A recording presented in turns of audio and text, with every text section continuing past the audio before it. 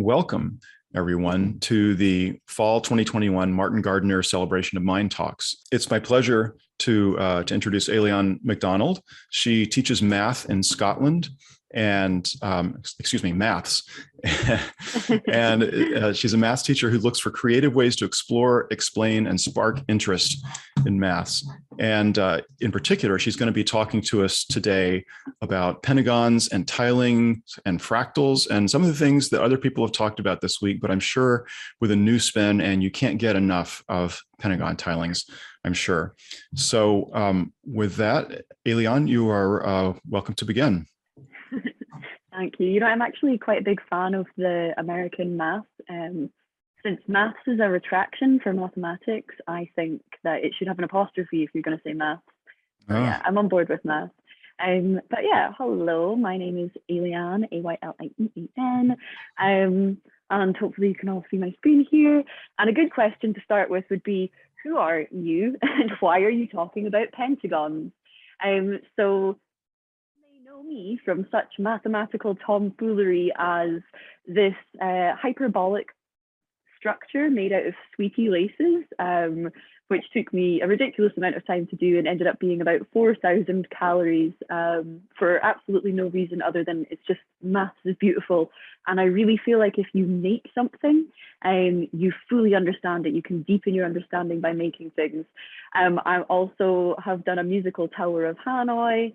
And since Bob Bosch is here, shout out to him, this is a combination Hilbert curve and night tour, which he asked if someone could animate, and I just went ahead and hand drew, because again, if you can really make something or draw something, it deepens your understanding so much.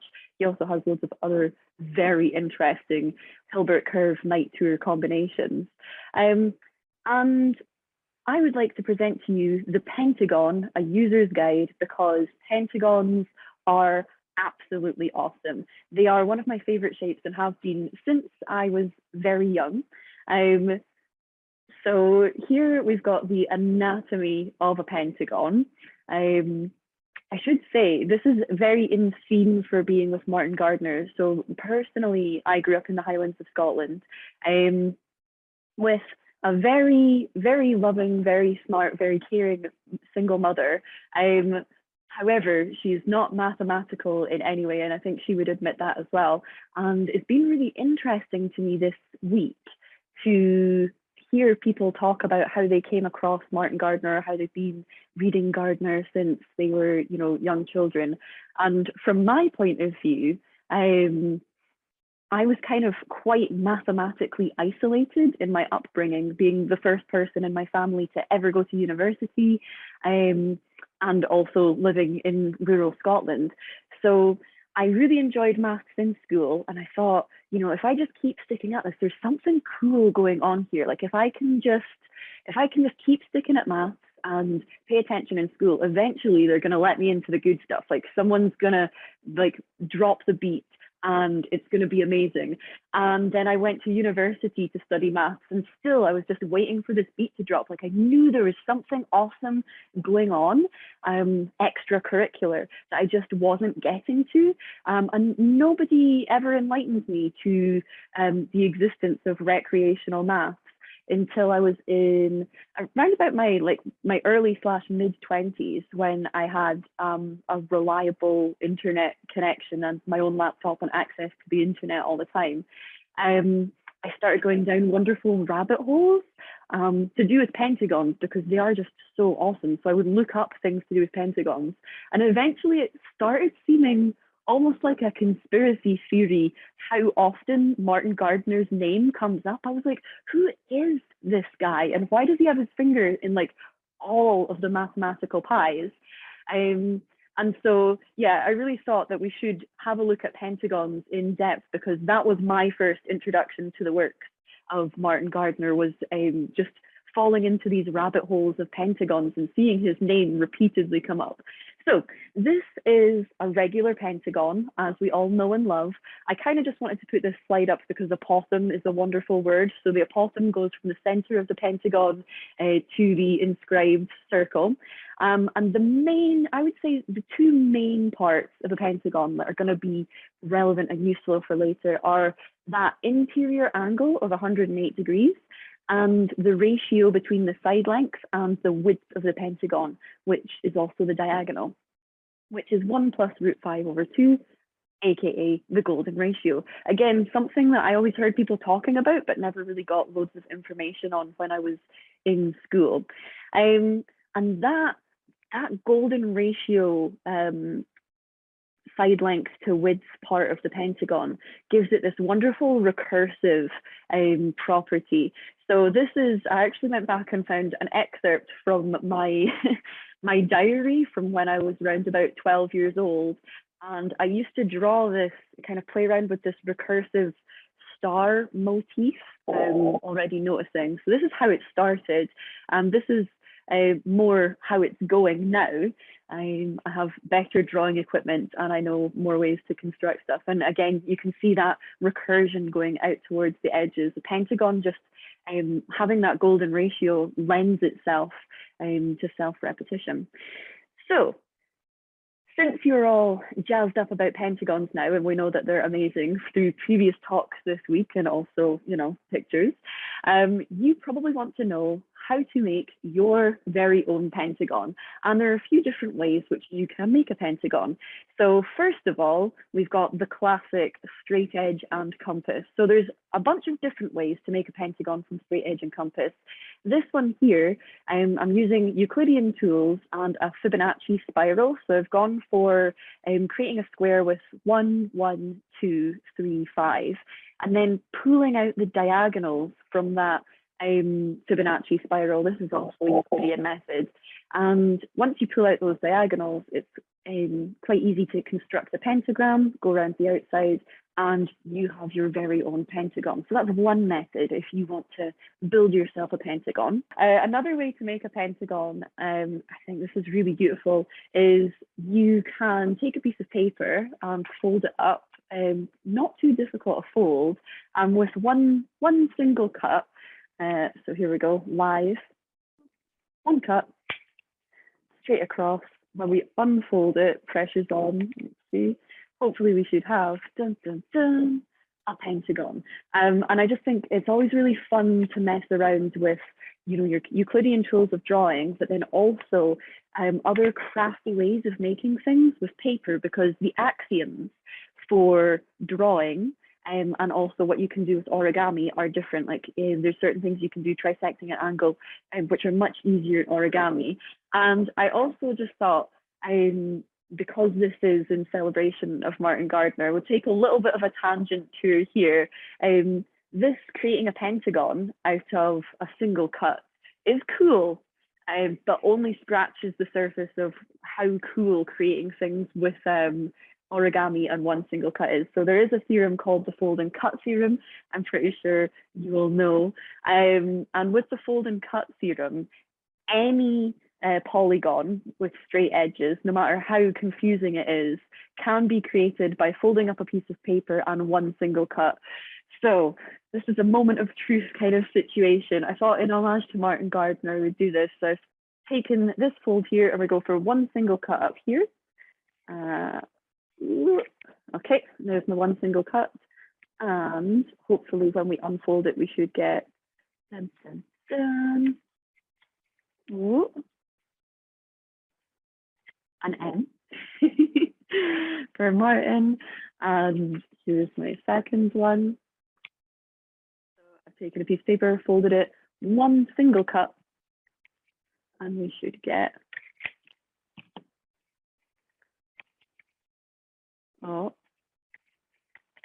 a G. So we've got our MG, and I'll come back to sharing this now. So fold and cut theorem, there is actually a website where you can get an entire font of this, so you can make any letters you want at all, and Kate Steckles also does a lot of great videos on this. So here's, you can make any words you would like out of single cuts from paper, and actually any shape. Okay, we also have the emergency pentagon. We've all been in this situation before. You find yourself in emergency need of a pentagon. what you can do is you can take a strip of paper off of any edge of paper you're working with and an overhand knot onto a strip of paper will give you a very reasonable emergency pentagon. So you can kind of fold it up there. Just by putting an overhand knot into a strip of paper, if you're ever caught on short notice needing a pentagon.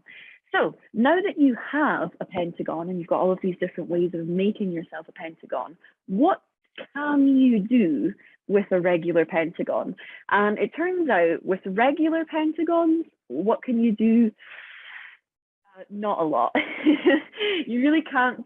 You can't do that much with a regular pentagon. You can make a dodecahedron, which is really cool. It's a fantastic shape. 12 pentagons put together, utilizing that 108 degrees, giving it the ability to create a corner around 3 of them because it has an angle deficiency. And other than that, there's really not much going on for the regular pentagon.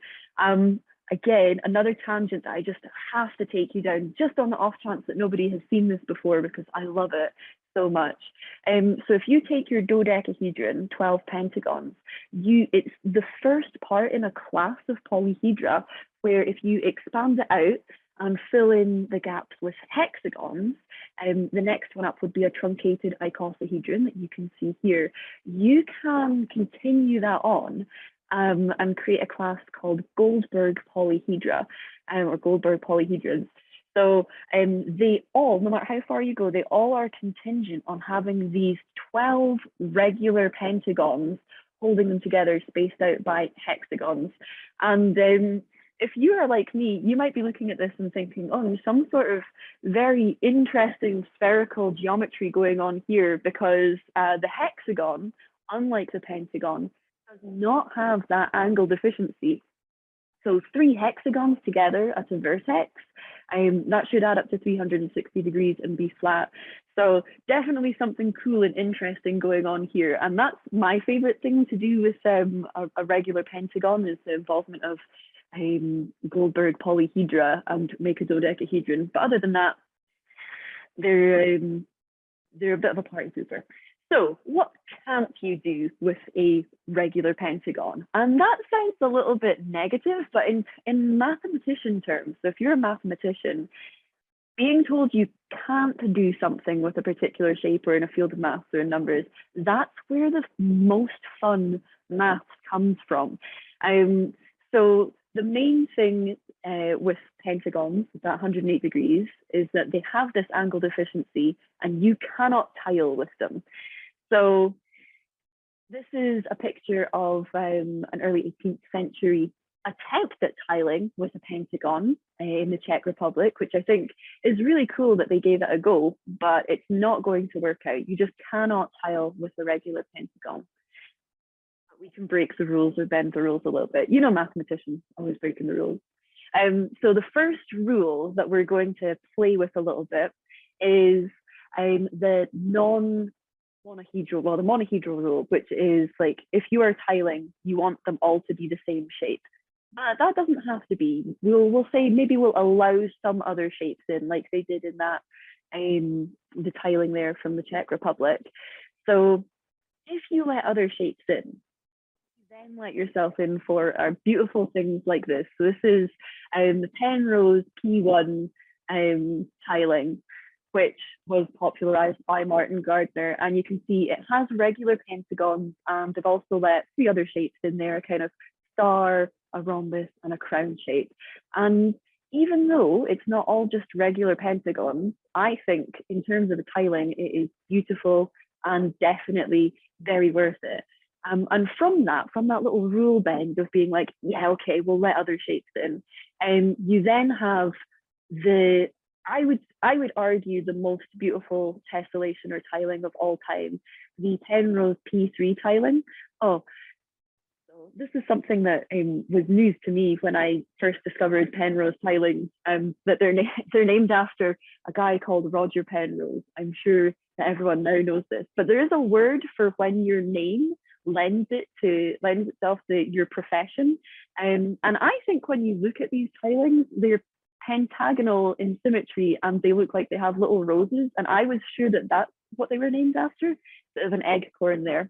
But yeah, this is by far and away the most beautiful tessellation that we have in maths, and reducing down to just two tiles, the wider rhombus and the skinnier rhombus, to create this aperiodic Penrose tiling. And you can see overlaid here, there is a kind of underlying structure which includes the regular pentagon and star shapes and the little rhombuses as well. So that decision to bend the rules a bit and say, okay, it doesn't have to be monohedral, we can have other shapes in there, led us onto this.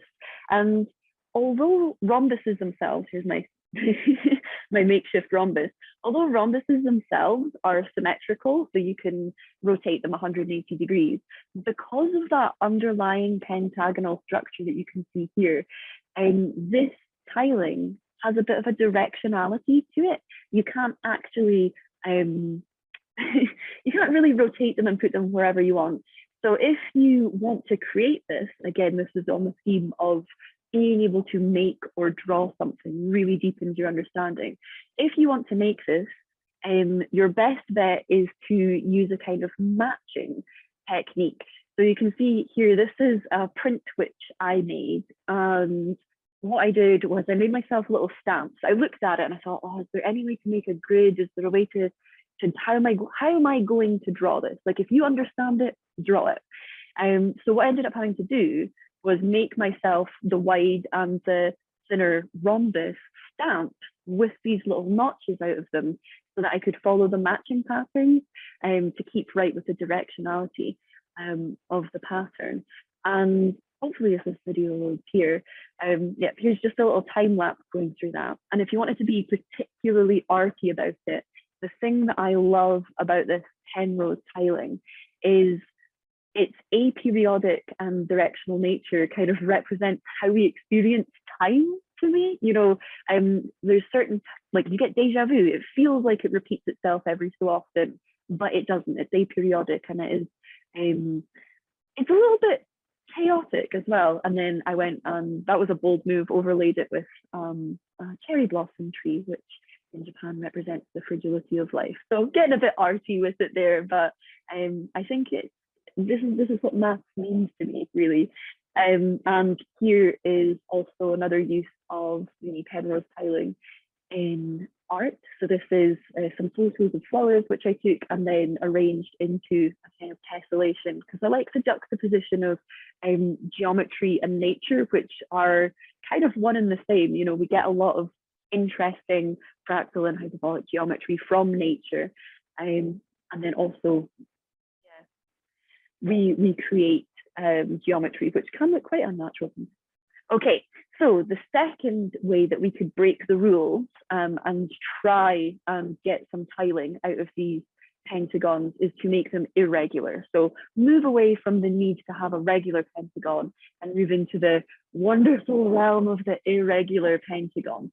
And to me, I think there are three ways that you can get a good tessellation out of an irregular pentagon. So we've got reptiles, we've got aperiodic tilings, and then we've got periodic tilings.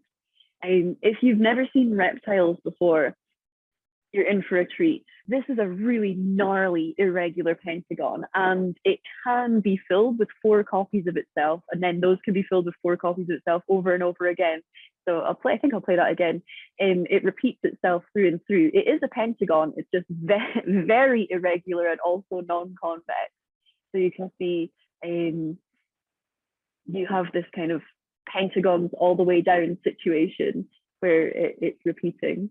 And then we're on to our aperiodic tilings of irregular pentagons. Now, this is a wonderful fact. You can create any given symmetry that you want out of aperiodic pentagonal tilings. So here is a 5-fold symmetry. I'm sure you came here for some 5-fold fun, so hopefully this doesn't disappoint.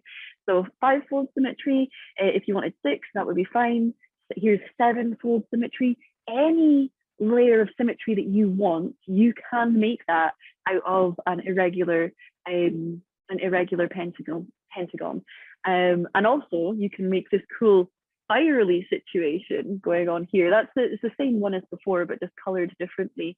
It's just another thing that kind of occurs to me when I look at those tilings.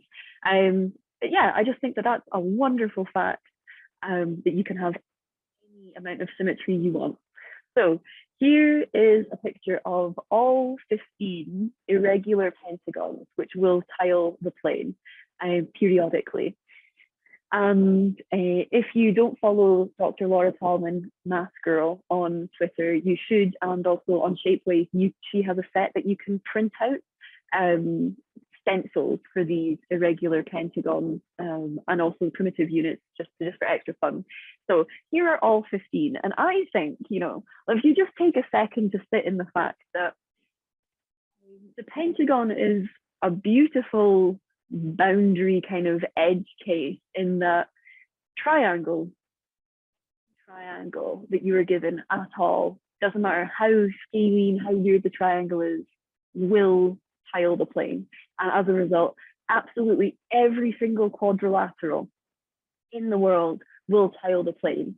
And then you hit pentagons, and only 15 classes of pentagon will tile the plane. It seems like a massive reduction.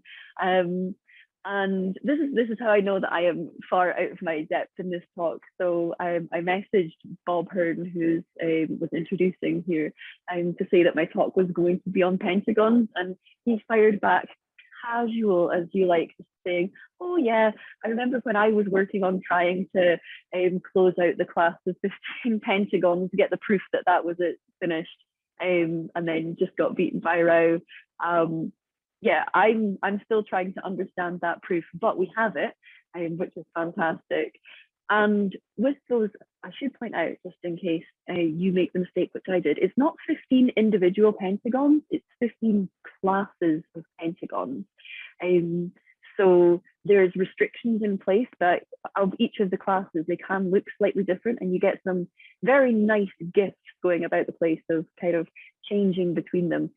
Some of them have, for example, a forced right angle. You can see this type 10 second row furthest on the right, the type 10 one, which was discovered as a direct inspiration from a Martin Gardner book that has a forced right angle in it.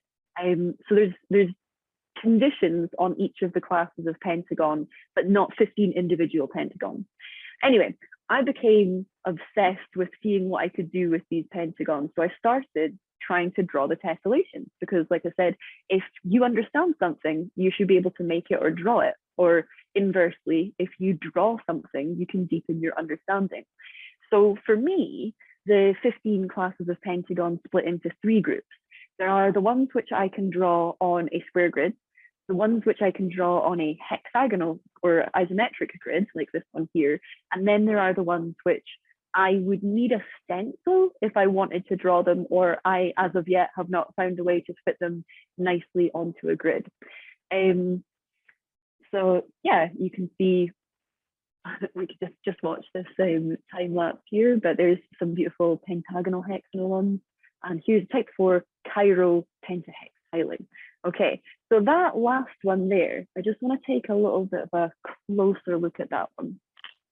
So when you look at this tiling here, yes, it is a monohedral tiling. They're all the same shape. They're all pentagons.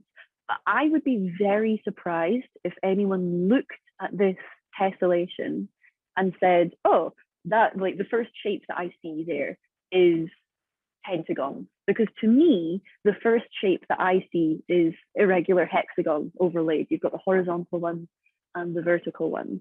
And this is why I think that it's really worth trying to get creative, and, whether it's through coding or through, me back here, the Stone Age with pen and paper, try and make these things yourself. Yeah, I could have printed that out. That would be probably more accurate. But if you try and make them yourself, your understanding will improve. So the first thing which I see is the horizontal lines. And once you fill those in, you notice that they're kind of almost like a nice move away from each other, which I think is pretty fun. And then after that, I would fill in the vertical line here. And once you've got the horizontal and the vertical lines in together, you can then, I like error reduction as well. Like, how are you going to make this so that you have less chance of making a mistake when you're drawing it? You then have a good basis to zigzag back and forth and put in your hexagons. And that is how I ended up with this type 4 collinear pentagonal tiling. So I'm going to give you just a second to stare down that picture, because I'm going to need you to take a good mental image of it just now. So look at that pattern, think about it, memorize it. What sticks out to you? What do you see? So for me, it's strips of irregular hexagons overlaid. Okay, and then I'm going to show you something which I saw on Twitter from Raj, and I don't know why not more people are talking about this, because it is mind-blowing. So I maybe unwarrantedly dissed the regular pentagon earlier. So I said that there's not a lot that you can do with regular pentagons, but get ready. If you take regular pentagons and put them together as a strip, oh look, our Sundaraj is there. Hey, yeah. So they are at Hypercubic Peg on Twitter. So make sure you follow, because this is an insight which it puts such a smile on my face. So if you take regular pentagons and put them together in a strip in this kind of alternating fashion here. So if you take two of these strips, you can twist them around.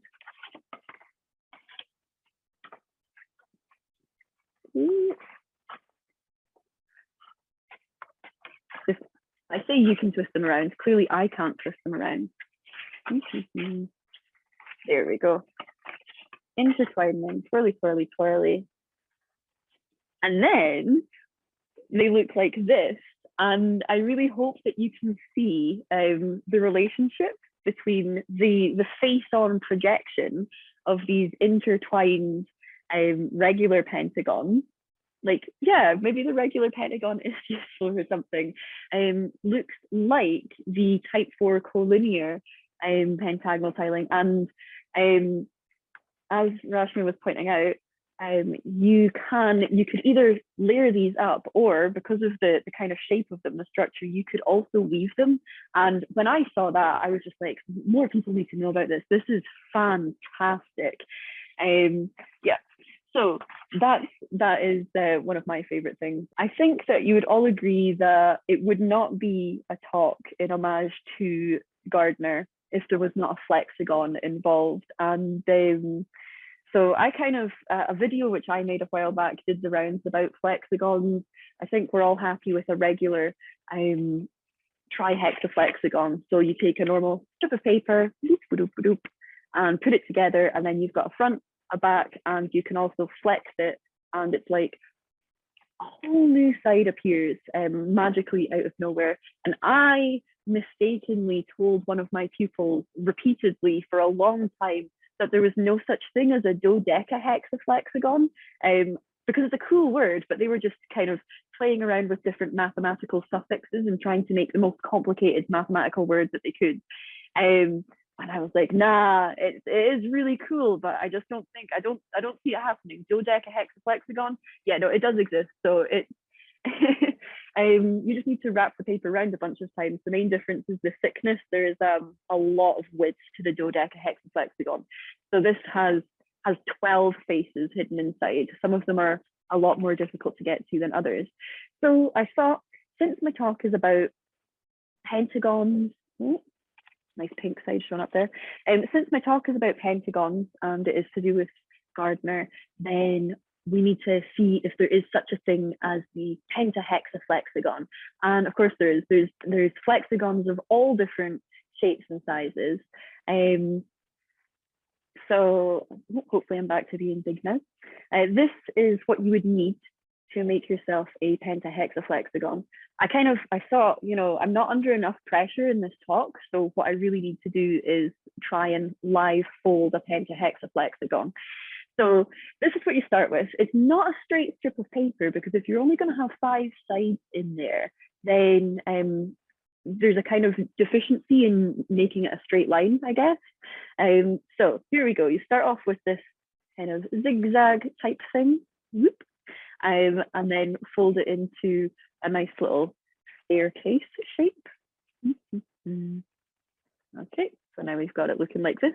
This looks more like something you might be used to for making flexagons. Fold that round. Now we're back to the straight line. And moment of truth. Yes. So here, hopefully, we have created a penta-hexaflexagon. So here are all the sides. I put numbers on just in case anyone is not so great with color differentiation. Okay, so here's a penta-hexaflexagon, and right now I've got orange and red. So that puts me in that kind of middle section there. So we've got sides 1 and 2, and if I flex it, I should be able to get to side 3, which is the blue side. Yep, okay, so now we've got to side 3, the blue bit. Let's see if we can find the green one, side 4, which I should be able to get to from here. There we go, there's the green side. And then as you can see, some of them are more difficult to find than others. There's 4 of the red one, of number 1, but there's only 2 of the green and the yellow, or the 4 and the 5, and they're on opposite sides. So now I've made it all the way over here to the 4th color. I'm gonna have to then go back through the 3rd color and then back through to the 2nd color in order to get to the other side of the graph. And hopefully we should finish it up by revealing, please be yellow, please be yellow, please be yellow. Oh, you're not gonna be yellow. Nope. Where am I? Blue, orange. Oh no, I've fallen down to the bottom of the graph. Okay, I got this. Right, 2, 1, and yay, we've got all 5 sides. So that's the penta-hexaflexagon hidden in there. Okay, so what would I like you to keep in mind from this talk here? So first of all, pentagons are absolutely awesome. They're really rich in terms of teachable moments, because they are a boundary case with that angle. They're the, you know, you can't tile the plane with the regular pentagon because of that kind of cognitive dissonance of things that you can't quite do, which I think is just fuel for mathematicians. They are a great teaching resource, and they're just all around awesome. I don't know what more you could want from a shape. Secondly, you can deepen your understanding by crafting, drawing, and creating things.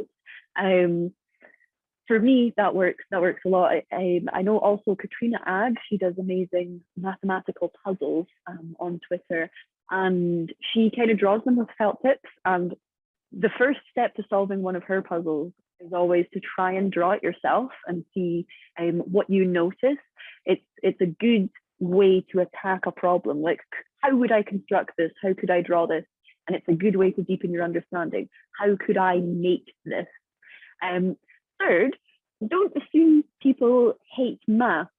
So like something that I have come up against quite a lot is there used to be a stereotype that people don't enjoy math, which I think we fought very hard against, and now we've got all of these amazing things like Gather for Gardner. I think that we're on the turn. I think that people are starting to really enjoy math, particularly recreational math. I've managed to amass, I'm very, very grateful for, but I'm around about 45,000 followers on TikTok just talking about math things, which shows that people really are hungry for maths. And I think that we should just, I'm preaching to the choir here, but we should just share it as much as possible. And also remember that even if a puzzle or mathematical delight is not new to you. You might think like, oh, that's the classic one. It might be brand new and exciting to someone else. So please like share those things. I do not understand how I managed to make it through an entire maths degree without anyone ever mentioning Martin Gardner to me, or Vi Hart or any of the other amazing recreational mathematicians. And again, I said I grew up kind of mathematically isolated. My mum, hands down, would have nothing but toast for a week to buy me a Martin Gardner book if she had known that it existed. But how was she to know that those kind of amazing math books are out there? That's our job. We need to get up on the rooftop and shout about how amazing maths is. That's the fifth thing. Go share math, share the maths that makes you smile. When I saw this, it had me genuinely beaming. I don't know if you use that term in America, but it's a big smile. Absolutely beaming when I saw that, because I thought that's just so cool. So yeah, do go and share every single bit of amazing fun maths that you know. I make little maths zines, which are all available free. You can print them out yourself. Here's one that's all about donuts, so like donuts but made out of knots, and various different knot things. And I think accessible things like this totally free talk, thank you very much everyone involved in putting it on. And just like little printouts, like you can hide these in if you've got like a local maths book exchange, like a telephone box library, or I don't know, sneak them into people's pockets or leave them lying around in cafes. We need to get the maths out there, because from what I have seen on TikTok, from speaking to young people, there is a hunger for maths, and we have loads of cool maths, and there's no reason we should keep it to ourselves. And yeah, pentagons fall into the category of cool maths. So thank you very much for listening to my talk about pentagons. I hope you found at least something new and interesting, and I'll see you in Gathertown. Thank you so much, Ayliean. That was beautiful and a lot of fun and fantastic, thunderous applause, magnificent. I saw Stephen said plant pocketing, like the reverse of pickpocketing. Yeah. I like that. Yeah. And I saw a lot of requests go by for copies of some of the things that you have done. And I presume you have those on your Twitter. Is that right? So Twitter is the best place to find. If you just go to the media section on Twitter, the best place to find all of the things that I've done. If you like tessellations and tiling, I recently made, I'll have to put an updated version up. But yeah, I recently made a reversible zine of Euclidean tessellations and their duals. So you can open it up and hold it up to the sun, and you can see like the how they would overlay with their dual. So wow, that's somewhere on my Twitter as well. I think if you are going to print out one of my zines, that's the one that I'm most proud of at the moment. Very cool. In the Pentagon hexaflexagon, were there two red sides? No, there's one red and one orange. It's like a pink. Where did I even put that? One pinky, one orange. I think it's just the saturation, the way it comes through on the screen. So that would be a pinky one, and then that would be an orangey one. But the red does come up more often. Although it's got five faces, there are 7 configurations within it. So you can have red with yellow on the back, and then you could also have red with orange on the back, and 2 other ones as well. When you were doing school math, did you love it even though you hadn't found the cool yet? It's like struggle to catch that as it scrolls by. I did love it, but I just had like a bit of faith where I was sure that there was something more to it. Every so often I would just find something. I can remember the moment I found out that there were different sizes of infinity. So that was when I was in 6th year of high school, and I think it actually made me feel busy. And just every so often there'd be these little breadcrumbs that I would notice, or so when I was in primary school, we were doing making nets of shapes. And I thought, oh, what if I make this cube, but I'll use rhombuses instead? So I inadvertently stumbled upon the parallelepiped, and like a regular parallelepiped. And my primary school they were fantastic with it for a school that could only have had a cohort of maybe 50 children altogether.